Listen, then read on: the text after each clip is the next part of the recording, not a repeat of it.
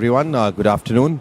We start with the next session, which is Dbus, customizing financial products to facilitate underbanked India's access to financial services. We have our panel on the stage. This is being moderated by Mr. Madhusudanan R, co-founder M2P Fintech. And on the panel, we have Mr. Kunal Pande, partner advisory services KPMG. Ms. Priyanka Jain, Public Policy, Payments and Financial Inclusion, WhatsApp, and Mr. Vinay Bagri, CEO of Niyo. Over to you, sir. Okay, I know this is a post-lunch session, so we'll try and keep it as entertaining as possible.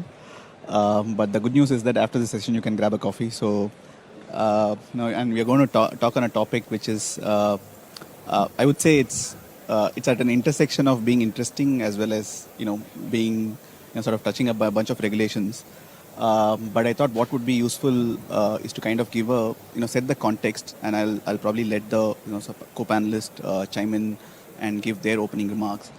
DBU is relatively new in a couple of ways. One, recently about 3 or 4 months ago, RBI came out with this whole guidelines around DBU.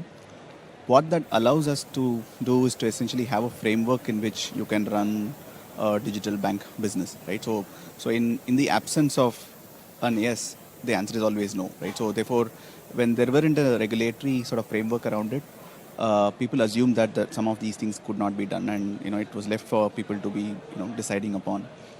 At the same time, the other side of it is a lot of businesses, a lot of banks, financial services providers have always been trying to innovate on the edges in terms of trying to figure out how can we move up the, push the envelope around, what kind of innovative products that you can bring in. Right? So everybody has been trying to do that, in their own silos. So the framework allows us to now have a clear mandate around what can be done and what cannot be done. Right? And I'm very excited to sort of have, sort of heterogeneous mix of panelists. I think Priyanka is going to talk about how WhatsApp is going to be the new storefront, with respect to how financial services can be sort of availed. Vinay, coming from a world where, he's actually spending a lot of time and, grinding the midnight oil to get banks to work and, to get to partner up and be that storefront from a distribution standpoint and manufacturing new products with the banks and, so on and so forth. And I also have the, the consultant view in the room so that, you have a clear, sort of balanced perspective in terms of what can be done and what cannot be done. May I request Priyanka to just give her opening remarks and then we'll sort of take it up from there. Thanks, Madhu. Hello, everyone, and good afternoon. As Madhu said, this is a panel which is going to talk about digital banking units and the way customization of products and services will be enabled to drive financial inclusion, a topic of great interest to me. At WhatsApp, you must be all wondering, right, what is WhatsApp doing on this panel, and how does it interest a messaging app to be a part of this panel? I can help set up some context.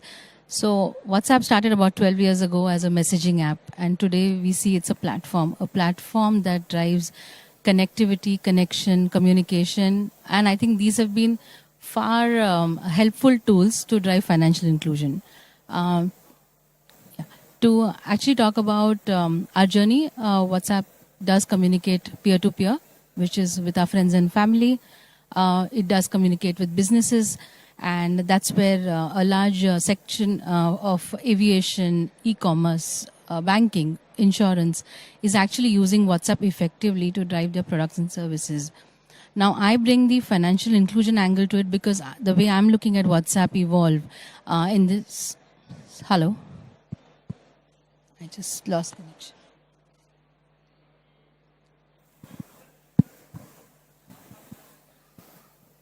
Hello? Okay. The way I see WhatsApp... Am I audible? Okay. The way I see WhatsApp evolve in this space is bring its simple, intuitive features to drive financial literacy. I'm sorry, guys. I think it's best to communicate on WhatsApp.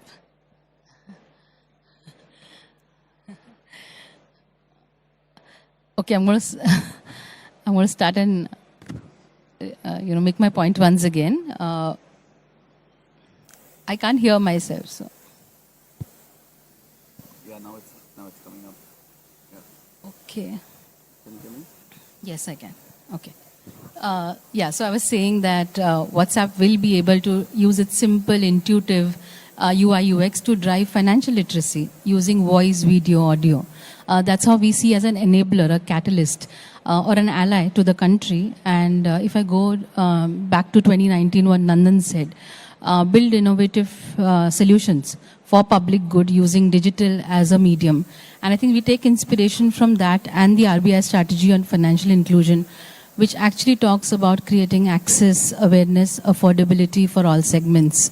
And it gives us, every morning we wake up with this belief that WhatsApp would be the tool that can help connect all segments in India with a digital interface where banks, insurance companies, or financial institutions can actually drive their services to the last mile, which is underpenetrated and which needs not just a banking way of a branch mode of communication, but a digital way which is enabled by voice, audio, and video.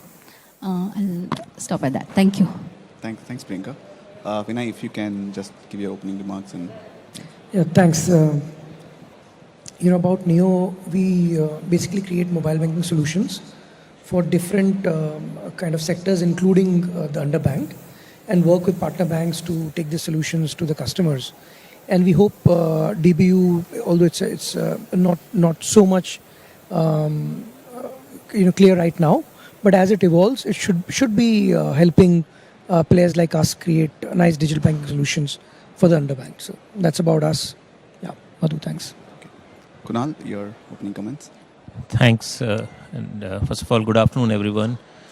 So, I think as the other two panelists said, digital banking it's really an important initiative because, see, in one way, lots of things are happening in India, and I'll delve upon it in some of my subsequent points. But there is a need to make sure that we are able to integrate things together and provide a very high quality service to the customers, and that's where organizations like Niyo and others who have come in are making a difference. But it needs a, I would say, cohesive approach where 1 + 1 is 11, and we don't get into situations where it is suboptimal. So I think that's where the things have to move, and I do see lots of things happening, although certain in always when it is a technology-led innovative game, there are lots of trial and errors which happen, and then the you would say the final good emerges. So I'm sure we'll go through that journey and achieve that, and probably like some of the other digital products, be the leading light across the world. Fantastic. That sets the stage, and I'll be failing if I don't start with the fintech in the group. So, Vinay, if I can come to you first, in the context of how DBU is evolving, and you've been working with banks for many years now. I think 5, 6, 7+ years. How have you seen this relationship evolve, right? In terms of how they look at you to partner and grow. Do you really see that difference? Is there more hunger to partner now vis-a-vis what you saw, when you started up, right? So that would be an interesting context for people to understand. Madhu, can you hear me? Yeah. Okay, I think I lost you for a large part, but maybe you were trying to ask that how the relationship with the bank has evolved. That's right. So in terms of, when we started off, the relationship between bank and a fintech was always of suspicion, where you would see that maybe one or the other would take into your market share and maybe do better. While they may still, it may still end up being true. But right now it is very symbiotic relationship where every bank understands what are their area of gaps, what are their area of expertise, what they can and cannot do. And for the pieces where they cannot do it themselves, they want to partner with fintechs. And thanks to players like us and many others, a lot of banks have seen significant improvement in their core KPIs. Awesome. In partnering with fintechs. And hence the openness to system integrations, APIs, creation of APIs, all the hard work that banks have to do has significantly improved from where we were 5-6 years, and you are of course aware of that. 6 years ago, if you would ask somebody to open their core banking, maybe they would throw us out of the building, but no longer that's the case. Yeah, amazing. Yeah. Priyanka, if I can come to you, I want to start with a little anecdote. A few weeks ago, I was in Delhi. Normally, whenever I go to a city for a day trip, I just take Uber for the first location and then I tell the driver to hang around and pay him for whatever. The last time when I did that, I asked for the driver's number. He said, WhatsApp call do, take the QR out. I will, just scan my QR. He refused to actually share his number and he said, just do it on WhatsApp, right? Given that you have 400 million DAUs and the kind of engagement that WhatsApp does, I don't think there's any other platform that comes anywhere close to it. How are you seeing this whole, leveraging on the, engagement layer be, utilized by, financial providers for distributing their products? Can WhatsApp truly become that storefront from a financial services distribution standpoint? So we've seen. I'm sorry. Whenever I start speaking, the mic. No, it's okay. Is it yeah. okay? So we've seen some very positive traction on the WhatsApp API, and we continue to be an ally for the banking and the insurance ecosystem, wherein we see some of these product journeys are live. And if you see the exhibition space that WhatsApp has, put up its booth on, some of these journeys are live and active. Whether it's a FASTag recharge, which is a need of the hour for us to travel and pay toll services, or it is staying safe on WhatsApp with NPCI UPI Shield, how to make digital payments. Digital payments safely. So these journeys are live. We believe that the interface is so simple, intuitive and secure because of its encryption that financial service players will find comfort, and the consumer will find will actually leverage their existing habit of using WhatsApp in 11 languages across feature phones and smartphones to engage. Now, as you rightly said, 400 million plus daily active users are on the WhatsApp platform, and this is the opportunity that we thought we could leverage to drive financial literacy, to actually build context on how simple it could be to bank on a interface which is chat enabled. Also, I think technology has seen its its transition right from website to mobile apps, and now we see that there's a lot of fatigue about having multiple mobile apps. So we believe this could be a solution wherein they come to a common mobile app and they can actually find every service they need on a common platform. So I do feel it's here to ease the journeys for not just the consumer and the financial services, for the ecosystem overall. And that's fantastic. So Kunal, given this whole, to Vinay's point earlier, that this is relatively new from a regulatory landscape standpoint.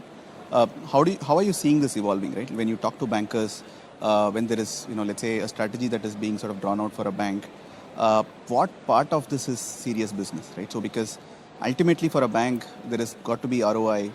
There has got to be things like, what are the 3 big things that the bank can do over the next few years? So does DBU feature in that? Or is it too early for us to, sort of take those, would love to get color on it. Sure. So, today when we ask question or when we discuss with, and I personally discuss with bankers as well as non-banks, I think the question is really not whether it is important. I think that's a very clear, writing on the world that, or on the wall that, I'm getting my own echo.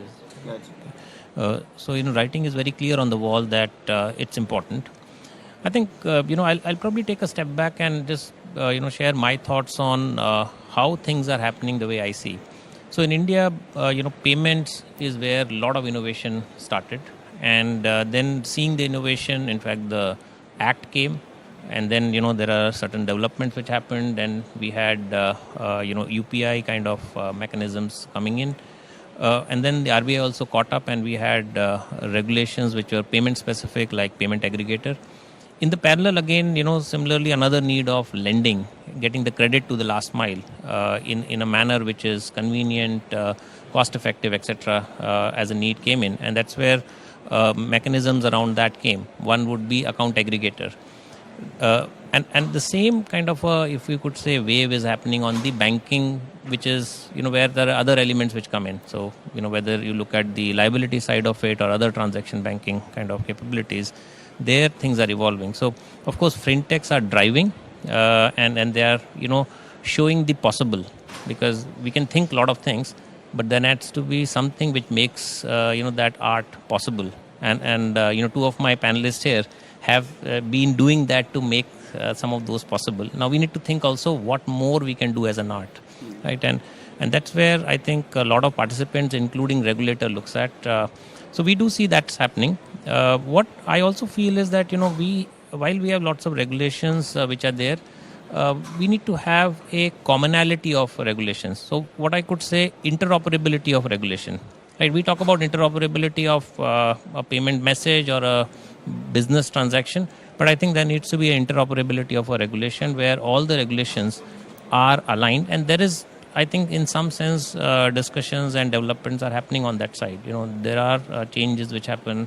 A lot of us, do talk to the various people in power to drive that thought process and to try and build that commonality, interoperability, etc. And I think that is something which is going to happen, so that we have one, as I said, cohesive unit. Regulations in my mind, one, they need to be taking care of the end customers, of course, but also make sure that the end customer first gets the service at a very efficient manner. At the same time, builds the enabling mechanism where businesses can, build the possible and take the art to the, end consumer, because that's where the benefit is. So I think in nutshell, there are developments which have happened in Dbus side. I think it's more about, players like fintechs, etc., who are building new things. And now RBI is also looking at it. I believe we should move towards bringing in interoperability so that we don't get into inefficiency or hurdles because of regulations. Right? I think that's what I would like to say. So, Priyanka, if I can come back to you, in terms of, normally internet business is the way it is built is, you first acquire customers, then you drive engagement, and eventually you kind of try to monetize. And WhatsApp has kind of solved for the acquire and engagement to a large extent. But when it comes to monetization, India is such a price-sensitive market that if there is somebody who is going to take away a small share, people are already sort of planning, how do I take that person out of the equation, right? Given this and such a a vantage point in which WhatsApp is sort of actually is placed, how do you sort of handle this dichotomy, right? In terms of I will be that storefront, but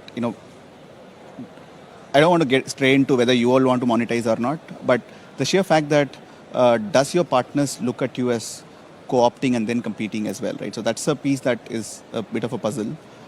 If there are, examples of that would be sort of super useful to understand. Yeah.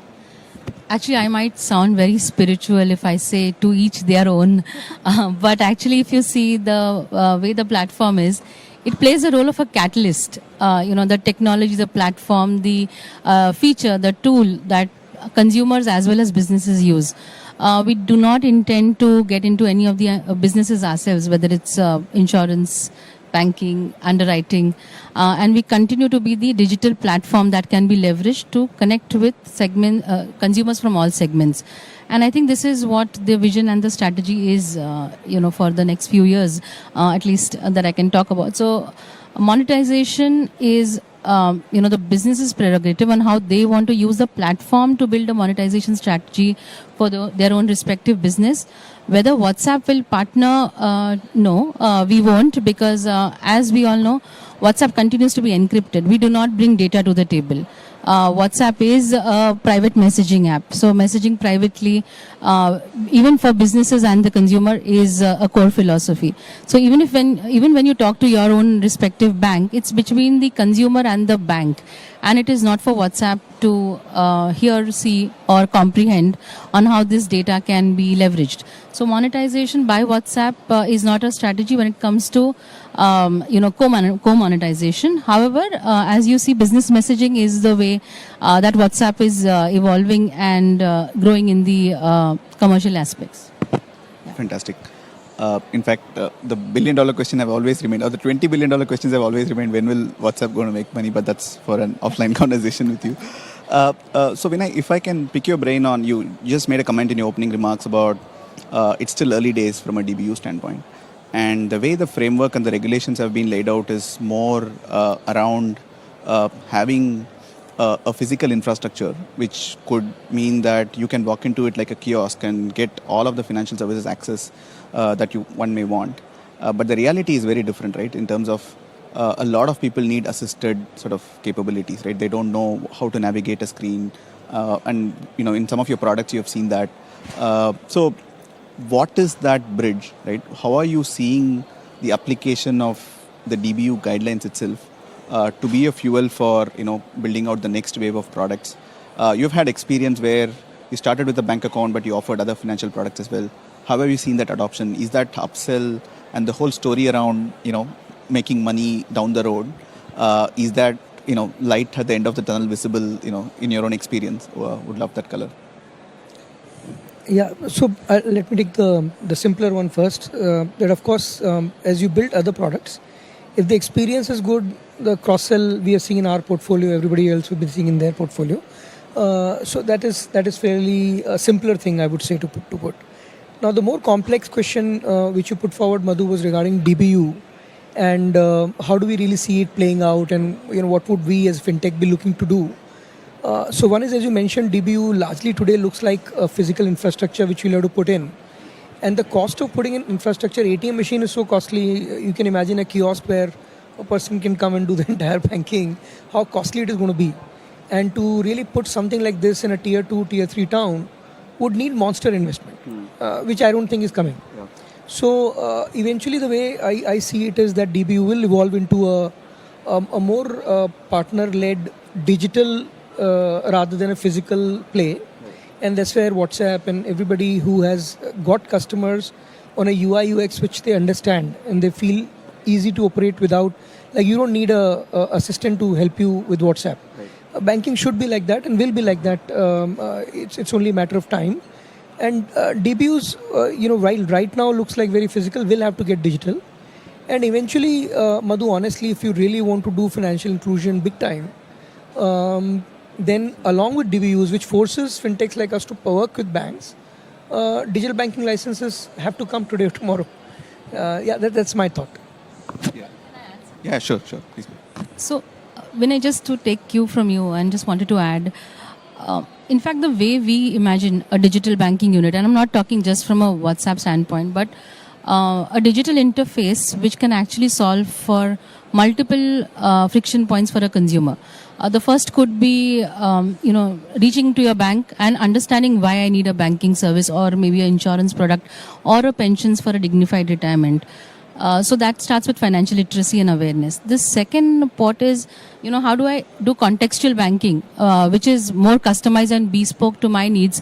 The way I enter a physical branch and bank, can I do that on WhatsApp or any such interface?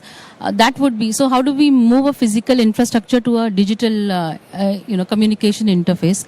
And the third is, replace the entire printing mechanism, whether it is of passbook printing or, any other requirement, to a PDF generation that is sent digitally. So I think these will not just support DBUs, but actually in align with the RBI discussion paper on climate change and sustainable digital banking. So I just see this evolve as a long-term solution in multiple ways, which is scalable, sustainable, contextual to the consumer, and it is something that is intuitive, as Vinay said. Fantastic. In fact, the segue that we are actually going into is that it will become digital, so to keep the cost low, and which kind of takes me to the next question to Kunal, where often we have seen inclusion to be almost like a service, right? The fee income lines are very thin. You don't really have a lot of opportunity to make money as a bank or any financial service provider for that matter. And therefore, you always sort of gravitate towards, if you're given targets, how do we meaningfully sort of achieve that target in the most cost efficient sort of way, right? So we don't see, as practitioners of the of the industry, Vinay or myself don't see that capex coming into and building out maybe thousands of, if not millions of retail touch points where customers can go use this, right? So therefore, how are you seeing this, Kunal, in terms of where is that balance in terms of how much money that you can do, you can deploy vis-a-vis the ROI that Dbus sort of promises, right? I don't know if there is a business case around it, but your thoughts on that would be sort of super useful. Sure. So, in my mind, I think, any new initiative, it takes time to build. Now, even if we look at fintech space purely as a business, we see a lot of people who understand the value which it can create, and therefore they invest, right? And we see fintechs, we are having unicorns, and now we have other terms, I think Deca unicorn and etc., because that's the kind of valuation they are getting, right? Why that's happening? Because there is a clear view which people who are seeing that business understand that there is a value which this is creating. Now, when I look at some of the requirements where we talk about services being offered, where let's say a regulator or a government comes in and puts in a intervention to change the economics, right? And now that economics is getting changed because there is a larger good which those people are looking at in terms of what it can deliver to the the country, and thereby bringing the economics into it. So I think there has to be a balance around it. The new discussion paper which RBI has floated on MDR, we do see those discussions coming up. There has to be somewhere a case of investment which has to be built, wherein all the participants are able to flourish, and the development of the entire setup is enabled there, so that the ultimate aim we can fulfill, and the idea is can be fulfilled in a really fast-paced manner. Now that's where I would say look, for example, UPI. Now there were interventions, there have been push which is coming in, which one would say is not really pure economics, right? There are other agendas, but one of the outcome is that it has really flourished and it has gone to a scale where it has driven a lot of changes. So I think the main question is that how do we balance this? Do not kind of make changes which will kill certain developments. And again, I do see certain developments happening on that side. Even, for example, if you go away from payments, if you look at purely from a data protection bill, the bill was taken back to look at how one can be balanced. And I think that's something which is quite important, and one needs to align to that unit economics principle, but both from a business as well as the development agenda. And I do believe there is a way out there, because there are examples which are giving interest to all players, and that's how one has to move forward. Now there are new things which are coming in, like 5G, which will again give us a lot of opportunities to innovate. So the question would be, how do we really take benefit out of it without stifling? So I think what the early panelists was saying, that yes, it will evolve, right? And physical has its own cost, and digital in that sense is less costly. So it will gravitate towards that. But then beyond cost, how do we build in the right kind of mechanics, like stopping misuse? Because it's a saying, right, that one foul egg can spoil the entire market. So how do we contain that, control that? And we do see sometimes SRO, self-regulatory organizations, coming in within these units, so that there is a kind of effort to make sure that nobody misuses. And I think that's also something which is one needs to look at. So economics from both the business side as well as the social side to be balanced, but also bringing in some of these elements, like to protect from misuse for the benefit of all, in that sense. Fantastic points there. In fact, it's not always about the money, but the providers of UPI will not agree with me. They're going to be upset that I made this comment. But Prinka, if I just can come back to you in terms of when you talk about inclusion and when you talk about addressing segments that have been underserved, there are always aspects around how do you build out awareness, or how do you actually overcome barriers to adoption itself, right? So what are some of the things that WhatsApp is trying to do? So India is a very interesting market, because every 100 kilometers your culture changes, language, the food, everything actually is we are an aggregation of countries in that context.